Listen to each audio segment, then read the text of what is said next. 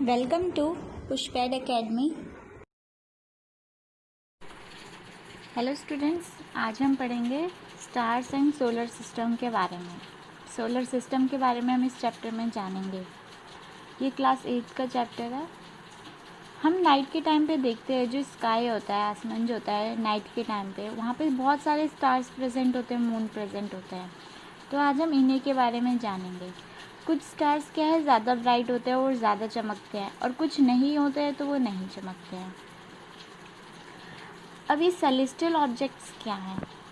Object जैसे कि stars हो गए, प्लैनेट हो गया, मून, और इसके अलावा कॉमेट्स हो गए, मीटियोर्स हो गए, एस्टेरॉइड्स वगैरह, ये सारे ऑब्जेक्ट्स जो होते हैं इनको हम सेलेस्टियल ऑब्जेक्ट्स बोलते हैं। अब मून क्या है? मून रिवॉल्व करता है अर्थ के अराउंड पे।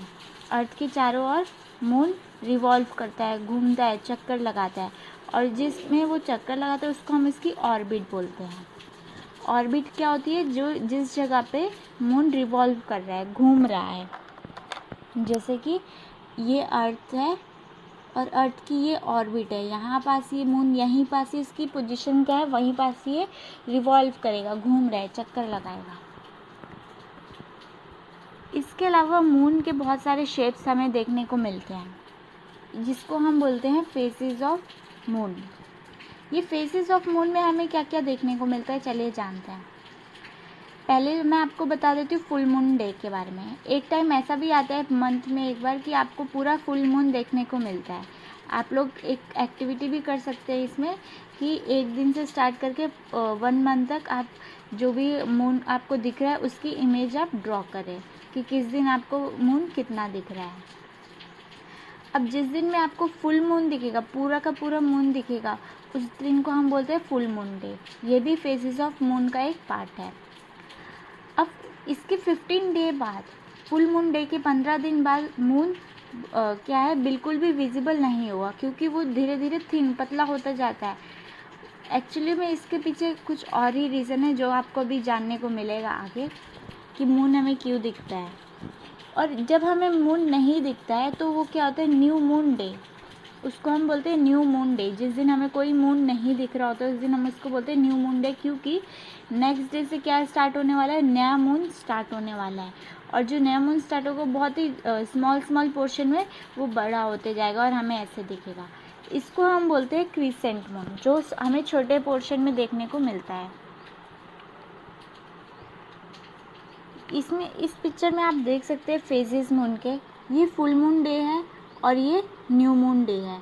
इसको हम क्रीसेंट मून भी बोलते हैं। क्यों? क्योंकि ये छोटा सा पोर्शन है, धीरे धीरे बिगर होता जाएगा और इसी तरीके से ये फॉर्म होगा आगे, और ऐसे करते करते ये साइकिल जो है वो रोज़ चलती रहती है। और ये अर्थ है, अर्थ के अराउंड आप देख सकते हैं ये ऑर्बिट है। ये ऑर्बिट में ही मून क्या है, रिवॉल्व करते रहता है। रिवॉल्व मतलब घूमते रहता है। जब हम मून को देखते हैं, हम मून को किस लिए देख पाते हैं? क्योंकि जो सनलाइट होती है, सन की जो लाइट होती है, उसकी जो रोशनी होती है वो मून के ऊपर फॉल करती है, वो मून के ऊपर लगती है, और फिर वो रिफ्लेक्ट जब होती है तब हम उसको देख पाते हैं। ये चीज़ मैंने आपको पहले भी बताई हुई है कि मून जो है शाइनिंग ऑब्जेक्ट नहीं है, वो नॉन ल्यूमिनस ऑब्जेक्ट है, उसकी खुद की रोशनी नहीं है। जब सन की, सूरज की रोशनी मून के ऊपर पड़ती है तभी वो हमको देखने को मिलता है, नहीं तो हम मून को नहीं देख सकते हैं। तो हम सिर्फ मून का उतना ही पार्ट देखने को हमें मिलता है जितनी उस पर लाइट फॉल होती है। तो अब आप लोगों को समझ में आया कि फेजेस ऑफ मून हमें ऐसे क्यों दिखते हैं। किसी दिन हमें बिल्कुल भी नहीं दिखता है, किसी दिन हमें फुल मून दिखता है। ये इसलिए होता है कि जितनी सन की लाइट उस मून के ऊपर पड़ेगी उतनी ही वो रिफ्लेक्ट होके हम उसे देख सकते हैं। मून जो है अर्थ के अराउंड इवॉल्व होती है, ये हमने जान लिया, और आप इस पिक्चर में भी देख सकते हैं। ये मून है और ये अर्थ के अराउंड इवॉल्व हो रही है, घूम रही है, रिवॉल्व हो रही है। और अर्थ मून के साथ सन के चारों तरफ चक्कर लगाती है, घूमती है, रिवॉल्व होती है।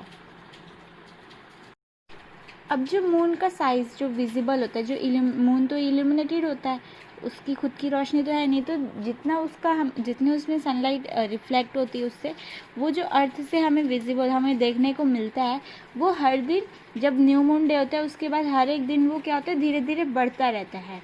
इंक्रीज़ होता रहता है, ताकि उसके 15 दिन बाद हमें फुल मून डे देखने को मिले। तो जब न्यू मून डे आएगा तो वो धीरे धीरे क्या होगा, जो मून है उसका जो इल्यूमिनेटेड पार्ट है वो धीरे धीरे विजिबल होने लगेगा, धीरे धीरे हमको दिखने लगेगा। और इसको हम फिर जब 15 दिन बाद ये फिर से हमें क्या देखने को मिलेगा, फुल मून देखने को मिलेगा। अब जो सनलाइट है, जो मून के ऊपर क्या है, मून के ऊपर जो सन की लाइट जा रही है वो हमें अर्थ से देखने को मिलती है, तभी वो रिफ्लेक्ट होके हमें देखने को मिलती है। जब सनलाइट मून के ऊपर जाएगी और फिर वो रिफ्लेक्ट होगी और हम उसे अर्थ से देख सकते हैं। हम लोगों को यहाँ से चांद दिखता है, मून दिखता है। और जब इसके बाद फुल मून डे के बाद क्या होगा, जो इसका साइज़ है फुल मून का वो धीरे धीरे डिक्रीज़ होने लगेगा, कम होने लगेगा, और फिर ऐसे करते करते फिर एक न्यू मून डे आएगा फिर से। तो ये जो साइकिल है वो क्या है, चलती ही रहती है। अब मून जो है एक रोटेशन जो कंप्लीट करता है अपनी ही एक्सिस में, उसको हम बोलते हैं जो ये एक रेवोल्यूशन कंप्लीट करता है उसको हम बोलते हैं पीरियड ऑफ रेवोल्यूशन, और जो एक रोटेशन कंप्लीट करता है उसको हम बोलते हैं पीरियड ऑफ रोटेशन। तो जो मून है वो कंप्लीट करेगा अपनी एक्सिस पे एक रोटेशन, और जब वो 1 रेवोल्यूशन अर्थ के पूरा अराउंड कंप्लीट करेगा उसको हम बोलते हैं पीरियड ऑफ रेवोल्यूशन। अब ये मून का सरफेस क्या है। जुलाई 21, 1969 में नील आर्मस्ट्रॉन्ग नाम के एक व्यक्ति जो साइंटिस्ट है, ये अमेरिकन साइंटिस्ट को बोल सकते हैं, ये नासा से मून के ऊपर गए थे। इनके साथ साथ एडविन एल्ड्रिन भी गए थे। इन्होंने वहाँ पे देखा, ये मून के ऊपर लैंड भी हुए थे, ये चांद के ऊपर गए थे। इन्होंने वहाँ पास देखा कि जो मून है उसका जो सरफेस है वो डस्टी है और बैरन है, बंजर जिसको हम बोलते हैं। और यहाँ पे बहुत सारे माउंटेन्स हैं, और ऐसे ऐसे माउंटेन्स भी इन्होंने देखे जितनी अर्थ में हमें देखने को मिलती है, इतनी बड़ी बड़ी इन्होंने माउंटेन्स वहाँ पास भी देखी हैं। मून में कोई एटमॉस्फेयर, कोई वाटर प्रेजेंट नहीं है, तो इसीलिए वहाँ पे कोई लाइफ एग्जिस्ट नहीं कर सकती है। ह्यूमन लाइफ तो नहीं एग्जिस्ट कर सकती है, क्योंकि उसको एग्जिस्ट करने के लिए वाटर की भी ज़रूरत है, उसके साथ एटमॉस्फेयर जिसमें ऑक्सीजन वगैरह प्रेजेंट हो उसकी ज़रूरत है। इसके बाद अब हम बात करते हैं स्टार्स की। नाइट के टाइम पे हमें बहुत सारे स्टार्स देखने को मिलते हैं, हम लोग उनको कई बार काउंट भी करते हैं। सन जो है वो भी एक स्टार है, और ये हमें क्यों दिखता है इतना पास, और जो बाकी स्टार्स है वो क्यों इतने छोटे दिखते हैं। इसका रीज़न ये है क्योंकि सन जो है काफ़ी पास है अर्थ से। इसका जो डिस्टेंस है 150 मिलियन किलोमीटर के अराउंड है, तो इसीलिए जो सन है वो हमें ज़्यादा ब्राइट चमक, उसकी जो लाइट है वो ज़्यादा आती है। और जो बाकी स्टार्स है वो काफ़ी दूर प्रेजेंट है। आप देख सकते हैं स्टार का डिस्टेंस वो कितना ज़्यादा दूर है और सन का डिस्टेंस वो कितना ज़्यादा दूर है। तो स्टार जो ये वाले स्टार है वो बहुत ज़्यादा ही दूर होते हैं, इसलिए हमें वो बहुत छोटे छोटे दिखते हैं, और कुछ ब्राइट होते हैं कुछ नहीं होते हैं। जो स्टार्स है वो डे टाइम पे भी प्रेजेंट होते हैं, लेकिन हमें डे टाइम पे क्यों स्टार्स नहीं दिखते हैं, क्योंकि जो सूरज की रोशनी होती है वो इतनी ज़्यादा तेज़ होती है कि वो उससे जो भी जितने भी स्टार्स प्रेजेंट होते हैं वो सारे हमें देखने को नहीं मिल पाते। तो हमें क्या दिखते हैं, सिर्फ सूरज, जो सन है वो वाला स्टार ही बस हमें देखने को मिलता है, जिसकी लाइट बहुत ज़्यादा ब्राइट है। अब बहुत सारे स्टार्स, ग्रुप ऑफ स्टार्स, बहुत सारे स्टार्स जो है क्या है, मिलकर एक शेप फॉर्म करते हैं, एक पैटर्न फॉर्म करते हैं, जिसको हम बोलते हैं कॉन्स्टिलेशंस। समर के टाइम पे हमें उर्सा मेजर कॉन्स्टिलेशन देखने को मिलता है। ये उर्सा मेजर कॉन्स्टिलेशन क्या है, मैं अभी आपको डायग्राम में दिखाऊंगी। ये एक बड़ा सा डिपर जैसा होता है, इसको हम ग्रेट बियर या सप्तऋषि के नाम से अलग अलग जगह पे इसको अलग अलग नाम से जाना जाता है। इसमें 7 स्टार्स प्रेजेंट होते हैं। वो किस तरीके से प्रेजेंट होते हैं आप लोग भी देख सकते हैं अपने घरों की छत, नाइट के टाइम पे घरों की छत पे जाके इसको।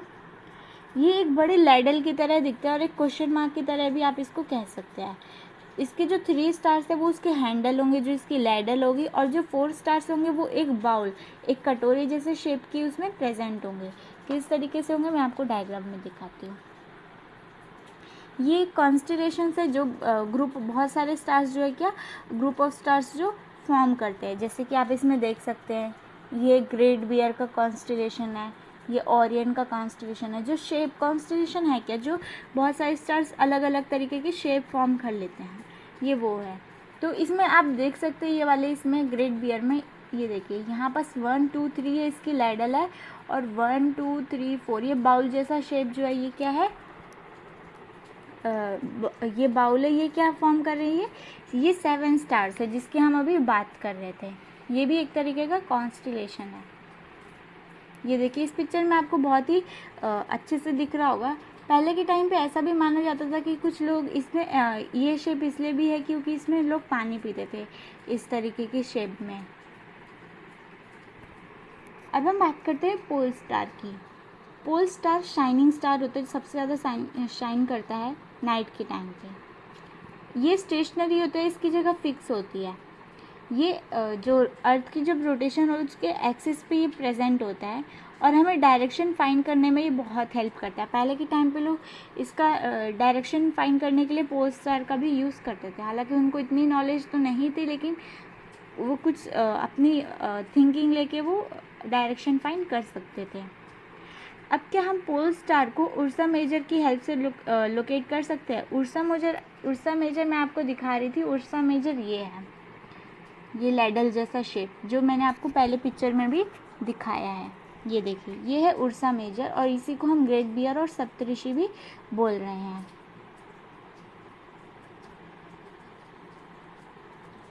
तो आप इसमें देख सकते हैं पोल स्टार और उर्सा मेजर को हम एक लोकेट कर जो पोल स्टार है उसको हम उर्सा मेजर की हेल्प से लोकेट कर सकते हैं। जो उर्सा मेजर है उसके जो बॉल के ये वाले जो दो लास्ट वाले स्टार्स है उसी के आगे वाली डायरेक्शन में ही पोल स्टार प्रेजेंट होगा, और जो सबसे ज़्यादा शाइन कर रहा होगा वही होगा पोल स्टार। अब हम बात करते हैं सोलर सिस्टम की। स्टार्स के बारे में तो हमने जान लिया, अब हम सोलर सिस्टम के बारे में जानते हैं। सोलर सिस्टम में बहुत सारी बॉडीज़ प्रेजेंट होती है, जैसे कि प्लैनेट्स हो गए, कॉमेट्स वगैरह हो गया, और कॉमेट्स एस्टेरॉइड्स वगैरह हो गए, मीटियोर्स हो गया, ये सारी चीज़ें प्रेजेंट होती हैं। ये सारी चीज़ें क्या है, ग्रेविटेशनल अट्रैक्शन की वजह से ही सोलर सिस्टम में प्रेजेंट है और सन के अराउंड ये रिवॉल्व करते रहते हैं। ये सारी कॉमेट्स, एस्टेरॉइड्स, प्लैनेट्स, जितने भी चीज़ें हैं वो सब।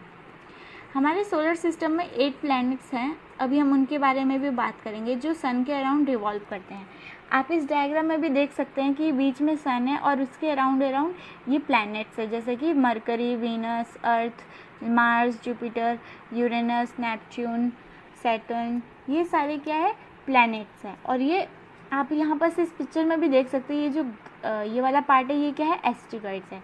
इसके अलावा कुछ जो छोटे छोटे ऑब्जेक्ट्स जो होते हैं जैसे कि कॉमेट्स, एस्टेरॉइड्स, मीटियोर्स, ये सारी चीज़ें भी सन के अराउंड रिवॉल्व करते हैं, चक्कर लगाते हैं। अब सन क्या है, पहले हम सन, जैसे मैंने आपको बताया कि ये एक स्टार है और सबसे पास में स्टार से जो हमारे से सबसे ज़्यादा पास में जो स्टार है वो सन ही है। इससे बहुत ज़्यादा अमाउंट में लाइट प्रोड्यूस होती है और ये एक मेन सोर्स भी हम कह सकते हैं इसको लाइट का और हीट का, सारे प्लैनेट्स के लिए। और प्लैनेट्स क्या है, प्लैनेट एक अपने उसकी डेफिनाइट पाथ होती है जो सन के अराउंड वो चक्कर लगाते हैं। उनका एक फिक्स पाथ, एक ऑर्बिट होता है, ये जो पाथ है इसको हम ऑर्बिट बोलते हैं। तो प्लैनेट्स जो है इस ऑर्बिट में सन के अराउंड रिवॉल्व करते हैं। प्लैनेट स्टार्स नहीं है, वो ट्विंकल नहीं करते हैं। प्लैनेट्स अलग है, स्टार्स अलग हैं। अब ये पीरियड ऑफ रेवोल्यूशन क्या है, टाइम जो प्लैनेट को एक रेवोल्यूशन कंप्लीट करने में लगता है। एक रेवोल्यूशन वो कितने टाइम में कंप्लीट कर सकता है प्लैनेट, उसको हम बोलते हैं पीरियड ऑफ रेवोल्यूशन। एक पीरियड ऑफ टाइम में वो कितने, मतलब एक बार में वो कितने टाइम में वो चक्कर लगा सकते हैं, उसको हम बोलते हैं period of revolution. Period of rotation क्या है, प्लैनेट जो अपनी ही एक्सिस में रोटेट कर रहे हैं उसमें कितना टाइम लग रहा है, उसको हम बोलते हैं पीरियड ऑफ रोटेशन। एक रोटेशन कंप्लीट करने में प्लैनेट को कितना टाइम लग रहा है उसको हम बोलते हैं पीरियड ऑफ रोटेशन। अब हम प्लैनेट्स के बारे में जानते हैं डिटेल में। पहले हम मरकरी की बात करेंगे, इसको हम बुध भी बोलते हैं हिंदी में। ये सबसे छोटा प्लैनेट है और सन के सबसे पास में प्रेजेंट है ये प्लैनेट। इसको देखना बहुत ही डिफ़िकल्ट है, आसानी से ऑब्जर्व नहीं होता है और ज़्यादातर टाइम ये क्या है, सन की जो रोशनी है उस पर ये हिडन रहता है। और जैसे ये हमें सिर्फ तभी देखने को मिल सकता है जैसे सनराइज़ वगैरह टाइम पे या सनसेट के टाइम पे हमें ये मरकरी देखने को मिल सकती हैं। मरकरी की खुद की कोई सैटेलाइट नहीं है, जैसे अर्थ के अराउंड सैटेलाइट रिवॉल्व करती है, अर्थ के अराउंड जो मून है, मून एक सैटेलाइट है जो कि अर्थ के चारों तरफ चक्कर लगाती है, वैसे मरकरी के चारों तरफ कोई ऐसी सैटेलाइट प्रेजेंट नहीं है। अब हम बात करेंगे वीनस की, जिसको हम शुक्र भी बोलते हैं। ये ब्राइटेस्ट प्लैनेट है, नाइट स्काई में ही सबसे ज़्यादा ब्राइट होता है। अर्थ के कह सकते हैं पड़ोसी planet, neighbour planet. Venus rotate करता है ईस्ट से वेस्ट में और अर्थ रोटेट करती है वेस्ट टू ईस्ट में। तो इसकी जो रोटेशन है वो थोड़ी सी क्या है, कॉम्प्लेक्स है, क्योंकि जब जो अर्थ है वो रोटेट करती है वेस्ट टू ईस्ट और वीनस रोटेट करता है ईस्ट टू वेस्ट। तो आप देख सकते हैं थोड़ा उल्टा रोटेट करता है। इसके बाद हम बात करते हैं अर्थ की। अर्थ एक ऐसा प्लैनेट है जहाँ पास लाइफ एग्जिस्ट करती है, लाइफ प्रेजेंट है। स्पेस से जो स्पेस है वहाँ से अगर हम अर्थ को देखें तो वो ब्लू ग्रीन कलर की हमको दिखती है। ऐसा इसलिए क्योंकि वहाँ पास जो लैंड मास, जैसे कि वो लैंड मास वगैरह, ग्रीनरी वगैरह प्रेजेंट है और वाटर वगैरह जो प्रेजेंट है उसमें लाइट क्या है, रिफ्लेक्ट होती है, और वो रिफ्लेक्ट जब होती है तो इस वजह से हमें जो अर्थ है स्पेस से वो ब्लू ग्रीन कलर की दिखती है।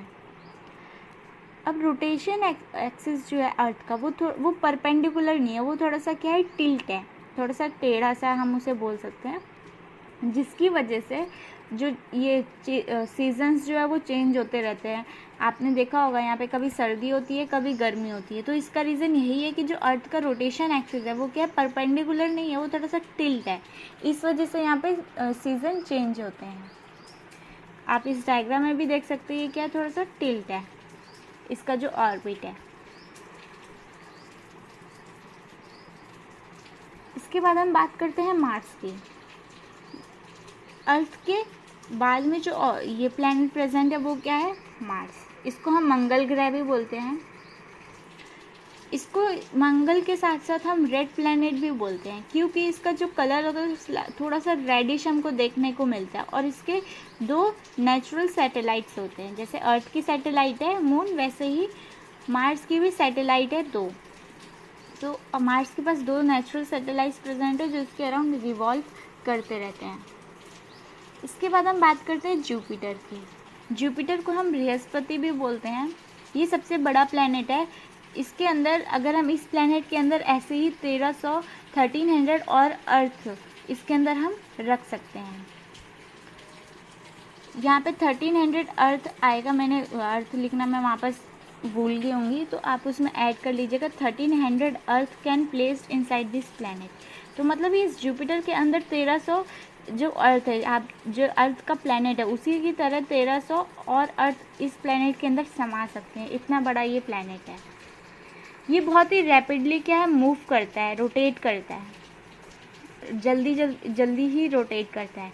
और इसमें बहुत सारी सैटेलाइट्स भी प्रेजेंट है और इसमें थोड़ी फेंट रिंग आपको देखने को मिल सकती है जो प्रेजेंट है। आप देख सकते हो यहाँ पे ये रिंग जैसे स्ट्रक्चर्स इसमें फॉर्म है। इसमें आपको क्लियरली दिख रहा होगा, ये थोड़ी छोटी इमेज है लेकिन इसमें भी देखने को मिल रहा है। इसके बाद हम बात करते हैं सैटर्न की। सैटर्न क्या है, इसको हम शनि भी बोलते हैं। ये येलो कलर में होता है। इमेजेस थोड़ी पुरानी इसीलिए आपको देखने को क्लियर नहीं मिल पा रही है। इसमें भी ब्यूटीफुल रिंग्स प्रेजेंट है। आप इसमें भी रिंग्स स्ट्रक्चर देख सकते हैं अगर आपको ध्यान से देखने को मिले तो। ये बहुत ही डेंस होता है, इतना डेंस कि इसकी डेंसिटी वाटर से भी कम है। इसके अराउंड भी बहुत सारे सैटेलाइट्स प्रेजेंट है सैटर्न के आगे। अब यूरेनस और नेपच्यून, ये हमारे आउटर मोस्ट प्लैनेट है। ऐसे प्लैनेट जो बाहर के साइड पे प्रेजेंट है सोलर सिस्टम में। ये मतलब ये भी टिल्टेड होते हैं, ये ज़्यादा टिल्टेड होते हैं। जैसे अर्थ थोड़ी सी टिल्टेड है वैसे ही ये भी टिल्टेड है अपने रोटेशनल एक्सिस में। और इनका जो ऑर्बिटल मोशन जो होता है वो थोड़ा जैसे रोल करती है कोई भी चीज़, उस तरीके से इनका ऑर्बिटल मोशन होता है।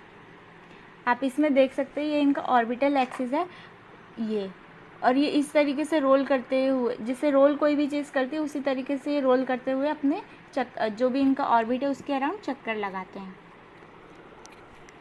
अब हम बात करते हैं इनर प्लैनेट और आउटर प्लैनेट की। इनर प्लैनेट क्या है, ये जो फर्स्ट 4 प्लैनेट होते हैं जैसे कि मरकरी, वीनस, अर्थ और मार्स, ये हमारे पहले 4 प्लैनेट है। इनको हम इनर प्लैनेट बोलते हैं और ये सन के पास होते हैं, इसीलिए हमने इसको इनर प्लैनेट बोला है। और इनमें हमें फ्यू मून्स कुछ ही मून्स हमें देखने को मिलते हैं, ज़्यादा मतलब जैसे आपको मैंने दिखाया कि फेजेस ऑफ मून जैसे जिस तरीके से हमें देखने को मिलता है। आउटर प्लैनेट जैसे कि मार्स हो गया, Jupiter, Saturn, Uranus and Neptune वगैरह, ये सारे प्लैनेट को हम आउटर प्लैनेट बोलते हैं। और इसमें हमें जो मून्स है वो ज़्यादा मून्स इसमें देखने को मिलते हैं। फेजेस ऑफ मून जो होंगे वो इसमें ज़्यादा देखने को मिलेंगे। इसके बाद हमने प्लैनेट की बात तो कर ली, अब हम एस्टेरॉइड्स के बारे में जानते हैं। एस्टेरॉइड्स भी जो सन है उसके अराउंड रिवॉल्व करते हैं, तो इसके ये है क्या एस्टेरॉइड्स वो जानते हैं। जो ऑर्बिट है, मार्स और जुपिटर जैसे ऑर्बिट हो गए, इनके बीच में बहुत ज़्यादा गैप होता है। ये गैप जो होता है वो किससे ऑक्यूपाइड होता है, स्मॉल ऑब्जेक्ट से, जिसको हम बोल रहे हैं एस्टेरॉइड्स। ये एस्टेरॉइड्स भी सन के अराउंड रिवॉल्व करते हैं और ये कहाँ पे प्रेजेंट होते हैं, मार्स जुपिटर के बीच में जो गैप होता है वहाँ पास। बेसिकली हम इसे बोल सकते हैं जो प्लैनेट के बीच में जो गैप प्रेजेंट होता है वहाँ पास एस्टेरॉइड्स रिवॉल्व करते हैं। इसके बाद कॉमेट्स क्या है, कॉमेट्स भी सन के अराउंड रिवॉल्व करते हैं, सन के अराउंड चक्कर लगाते हैं। इनकी जो ऑर्बिट होती है हाई इलेप्टिकल ऑर्बिट्स होती है, अभी आपको दिखाऊंगी इलेप्टिकल शेप जो होता है वो कैसे होता है। इसका जो पीरियड ऑफ रेवोल्यूशन है सन के चारों तरफ वो थोड़ा बड़ा होता है और ये ब्राइट भी होता है। इसकी हेड आपको इसमें जो कॉमेट्स है उसमें हेड और एक टेल भी देखने को मिलेगी। मैं आपको इसको दिखाती हूँ डायग्राम में। और जो कॉमेट की जो टेल होती है वो सन से अवे होती है, सन की जो टेल होती है उसके पीछे सन से दूर होती है उसकी टेल। आप इस डायग्राम में देख सकते हैं, ये इसका ये इलेप्टिकल शेप है और आप देख रहे हैं ये जो यहाँ पास प्रेजेंट है ये क्या है, कॉमेट्स। कॉमेट्स को यहाँ पे आप ये वाला जो डायग्राम है इसमें अच्छे से देख सकते हैं। ये हेड है और ये इसकी आपको टेल देखने को मिलेगी। और जो सन के अराउंड चक्कर लगा रहे हैं इसकी जो टेल है सन से दूर है, इस साइड है।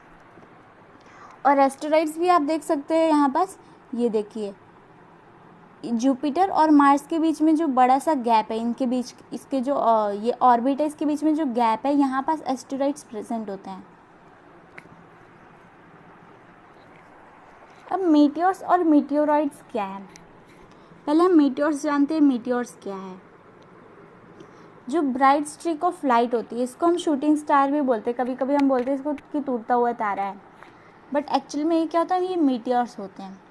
ये स्टार्स नहीं होते हैं, ये छोटे छोटे ऑब्जेक्ट्स होते हैं जो हमारी अर्थ के एटमॉस्फेयर में एंटर करते हैं। ये बहुत ही हाई स्पीड में एंटर करते हैं, लेकिन जैसे ही एंटर करते हैं तो एटमॉस्फेयर जो होता है वो जो एटमॉस्फेयर होता है वो थोड़ा वार्म होता है। तो जैसे ही एंटर करेंगे मीटियोर्स वो क्या होंगे, गर्म हो जाएंगे, हीट अप हो जाएंगे और हीट होने के बाद वो इवेपोरेट हो जाते हैं जल्दी से। इसको हम बोलते हैं मीटियोरॉइड्स। अब ये इसको हम बोलते हैं मीटियोर्स। और अब हम बात करते हैं मीटियोराइट्स की। मीटियोराइट्स क्या है, कुछ मीटियोर्स जो होते हैं वो बहुत ही बड़े होते हैं, जो मीटियोर्स होते हैं वो थोड़े छोटे होते हैं। और कुछ ऐसे होते हैं जो मीटियोर्स बड़े होते हैं, वो क्या करते हैं अर्थ के एटमॉस्फेयर में एंटर करेंगे लेकिन वो इवेपोरेट नहीं होते, वो अर्थ तक पहुंच जाएंगे। और वो जैसे ये जब अर्थ के ऊपर गिरेंगे तो जो साइंटिस्ट लोग हैं वो उनको हेल्प मिलती है इससे कि वो जाने कि हमारे जो सोलर सिस्टम है वो किस मटेरियल से बना हुआ है। तो ये होते हैं मीटियोरॉइड्स। मीटियोरॉइड्स बड़े होते हैं और मीटियोर्स छोटे होते हैं। और जो मीटियोर्स है वो जल्दी इवेपोरेट हो जाते हैं अर्थ में पहुंचने से पहले ही, अर्थ के पूरा अंदर तक नहीं पहुंच पाते, वो आ तो जाएंगे लेकिन वो जल्दी से इवेपोरेट हो जाते हैं। इवेपोरेट क्या होता है आप लोगों को पता है, नहीं पता है तो आप लोग मेरी पहले की वीडियो जाके देखिएगा जिसमें मैंने एक्सप्लेन कर रखा है इवेपोरेशन क्या है। अब हम बात करते हैं मीटियोर शावर्स की। आप लोग अपने घरों में शावर्स लेते हैं, उसी की तरह कुछ सिमिलर है ये भी। अर्थ में बहुत सारे कॉमेट्स प्रेजेंट है और बहुत सारे मीटियोर्स हमको देखने को मिलते हैं, इन्हीं को हम बोलते हैं मीटियोर्स शावर्स। जब अर्थ में इतने सारे कॉमेट्स और ये मीटियोर्स वगैरह हमें देखने को मिलते हैं कि अर्थ के अंदर आ रहे हैं, इसको हम बोलते हैं मीटियोर शावर्स। अब हम बात करते हैं आर्टिफिशियल सैटेलाइट की। जो आर्टिफिशियल सैटेलाइट है ये मैन मेड है, इसको हम ह्यूमन क्या है खुद बनाते हैं। नेचुरल सैटेलाइट क्या है, जैसे कि मून हो गया, मून एक नेचुरल सैटेलाइट है जो अपने आप ही जैसे जो भी प्लैनेट है उसके अराउंड जो अपने आप ही रिवॉल्व करती है, चक्कर लगाती हैं। आर्टिफिशियल सैटेलाइट हम खुद बनाते हैं और ये अर्थ से लॉन्च होती है और फिर जाके ये जो भी प्लैनेट है उसके चक्कर लगाती है। जैसे कि अर्थ के अराउंड भी बहुत सारी आर्टिफिशियल सैटेलाइट है जो अर्थ के अराउंड क्या है, रिवॉल्व करती है, घूमती है, जैसे कि मून हो गई नेचुरल सैटेलाइट, उसी तरह भी आर्टिफिशियल सैटेलाइट भी रिवॉल्व करते हैं। आर्यभट्ट पहली इंडियन सैटेलाइट है, ये आप लोगों को याद रखने की ज़रूरत है कि जो आर्यभट्ट है वो पहली इंडियन सैटेलाइट है जो लॉन्च हुई थी। इसके अलावा बहुत सी इंडियन सैटेलाइट्स लॉन्च हो चुके हैं, जैसे कि INSAT, IRS, कल्पना-1, एडुसैट, ये सारी सैटेलाइट्स जो लॉन्च हो चुकी हैं। इसके अलावा आप लोग अभी रिसेंटली कौन सी सैटेलाइट लॉन्च हुई है, आप लोग उसका नेम ज़रूर बताइएगा कमेंट्स में लिख के। अब जो आर्टिफिशियल सैटेलाइट है उसके बहुत सारे प्रैक्टिकल एप्लीकेशंस हैं, ये इसकी ज़रूरत क्यों है वो हम जानते हैं। ये वेदर प्रिडिक्शन में बहुत हेल्प करती है, सैटेलाइट्स वगैरह की वेदर कैसा होगा ये बताने में हेल्प करती है। टेलीविज़न में हम जो टीवी देखते हैं उसके जो सिग्नल्स वगैरह हो गए ये सारे हमें सैटेलाइट्स की हेल्प से ही मिल पाते हैं। इसके अलावा ये कम्युनिकेशन, जैसे हम आज की डेट में हम एक मोबाइल में कॉल करते हैं, नंबर लगाते हैं और हम दूसरी जगह पे बात कर सकते हैं, भले ही हम कितने भी दूर हो, कितने भी डिस्टेंस हो। पहले के टाइम पे क्या होता था, सिर्फ एक लेटर होता था जो चलता था, जो डाकिये आते थे, पोस्ट अंकल आते थे, वो लेके जाते थे। तो सैटेलाइट इसीलिए भी आर्टिफिशियल सैटेलाइट इम्पॉर्टेंट है, जो हम आज के टाइम पे जो हम टेक्नोलॉजी यूज़ कर रहे हैं उसमें ये बहुत ही मददगार है। इसके अलावा रिमोट सेंसिंग में भी ये बहुत हेल्प करते हैं। तो इस चैप्टर में इतना ही था, जो कि था स्टार्स एंड सोलर सिस्टम। हमने इसमें स्टार्स के बारे में भी जान लिया है और सोलर सिस्टम क्या है उसके बारे में भी हमने समझ लिया है।